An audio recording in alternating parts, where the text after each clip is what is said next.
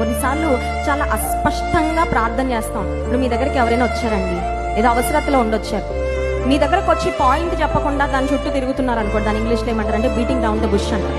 డైరెక్ట్గా మాట్లాడకుండా ఇండైరెక్ట్గా మాట్లాడు. కొంతమంది ఉంటారు తెలివిపరులు, వాళ్ళు మనతోనే అని చెప్పించాలని వాళ్ళు మాత్రం చెప్పరు.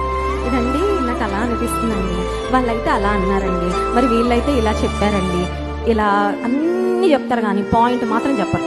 కొన్నిసార్లు దేవుని దగ్గరకు మనం వెళ్ళి ఎట్లా ఉంటుందంటే, మనుషులతో మన వ్యవహార శైలి లాగానే దేవునితో కూడా ఉంటాం. We do not say things that we want in specific.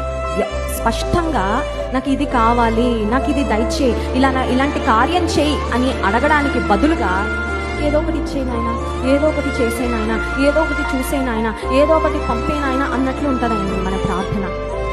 ముందు మనం స్పెసిఫిక్ ప్రేయర్ చేయాలంటే మనకి ఏం కావాలో ముందు మనకు ఒక స్పష్టత ఉండాలి. అర్థమైందా?